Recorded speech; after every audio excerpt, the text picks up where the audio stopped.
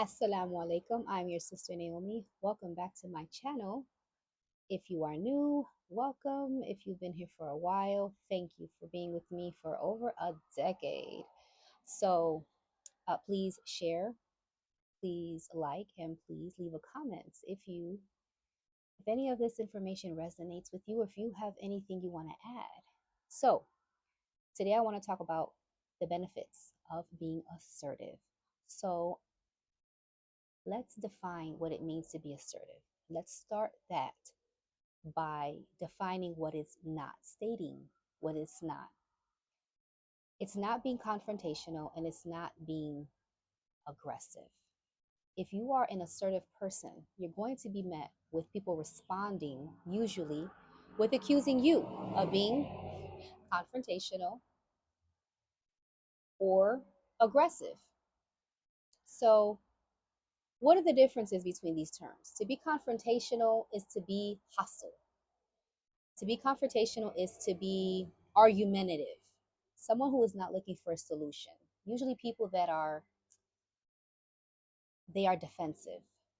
To be aggressive is to be violent, emotionally violent, spiritually violent. There is an element of violence to aggression. To be assertive, it means to be someone who is direct and honest, and who tells how they feel without trying to hurt someone else's feelings. And this comes from the place of I. So, for example, if there are two sisters, if there are two sisters, an older sister and a younger sister, the older sister is more outgoing, she's an extrovert, and she's overprotective of her younger sister, who is an introvert, who is quiet. Perhaps she was bullied when they were younger. And one day, the younger sister, who starts to gain confidence, starts to get a voice, starts to recognize her own needs, starts to process her own life. She tells her older sister, I now no longer need for you to stick up for me. I don't need you to kind of control my life anymore. She's asserting herself. I want this change.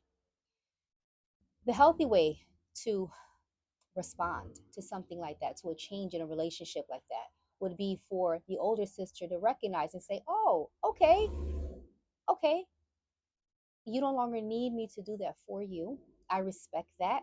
I see you. I'm proud of you and I support you on that. And so I will make sure to be mindful that I don't do that again, and that I um, learn this new you and love and support it. That would be the healthy way to respond to something like that.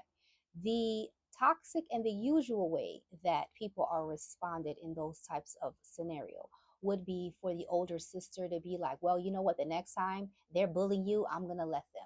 Or, what you mean I'm controlling you? I'm not controlling. It would be me. It would be them talking about themselves. People who are argumentative, people who are aggressive, those people really only care about themselves and making sure that their bad behavior is accepted. Everything that they do is excused, and those people do not do well with change.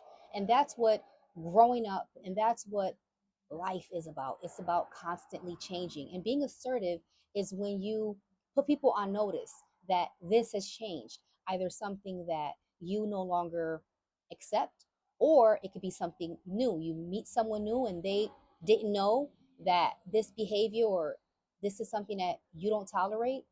But to be assertive is to own your voice and to let people know that you are in charge of your life. So, what are the benefits of being assertive? One benefit is you teach people how to treat you, which is very important, whether they've known you their whole life or they just met you. This is usually more difficult with people that the longer you've known somebody, the harder it is to be assertive, the harder it is to implement any type of change, because usually you are around people who they themselves do not want to change.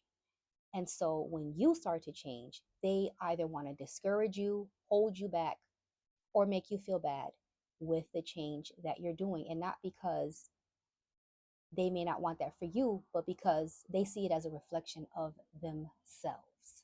So don't be afraid of losing people or threats. So number one, being assertive teaches people how to treat you. Number two, it gives room for healing. Being assertive is a good thing. It's an uncomfortability that is required in order for you to grow. Just like if you're in the gym, your muscles are going to feel sore. Just like if you're doing anything new, you're going to face some type of resistance, and you're going to have some type of follow up, some type of report card. And so if you are having a relationship with someone and they come to you and they express, hey, these things right here are no longer good or whatever, so long as it's within healthy boundaries and it's not controlling you, that's an opportunity to grow. People confuse people confuse being assertive and being confident and telling people what you need as permission, as a green light for you to tolerate their bad behavior. When you are being assertive, you're not telling people how to act or react.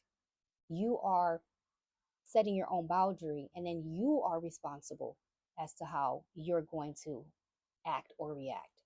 So for example, if I say, if the sisters, if after she's already expressed to her sister, I no longer need you to control me, I no longer need you to speak up for me anymore, if the sister doesn't stop, she can't now hold her sister hostage and continually whine and cry and say, hey, I've been telling you to stop. You tell her once, you tell her twice, and then you have to distance yourself from her if it's affecting you in a certain way.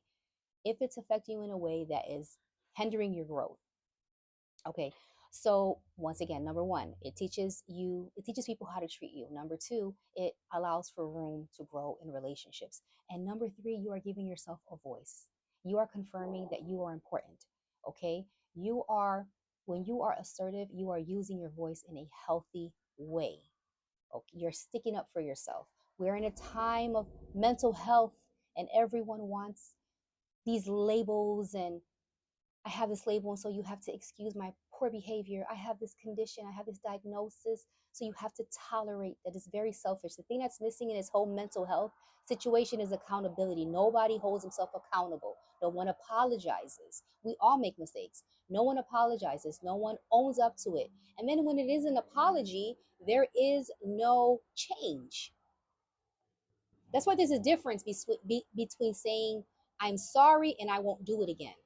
Somebody Someone can steal from the store and they really not regret it, but they tell themselves, I'm not going to do it again because of the consequence. Maybe they went to jail, but if they could and get away with it, they would do it again. There's a difference between people who won't do something, and then there's uh, a difference between someone who says, oh, I've learned something about myself. I've learned something about how that decision affects other people. And even if I could get away with it, I would never do that again. Those are the real, genuine people who have compassion, who have growth. And those people are a minority. All right. So be assertive, use your voice, and teach people how to treat you. But first and foremost, make sure you know yourself enough to know what you need. All right. And be open when it comes back on you. See, you can't have these rules in life that can't come back to you. All right. So thank you once again. Leave a comment, share, and subscribe if you haven't already. Assalamu alaikum.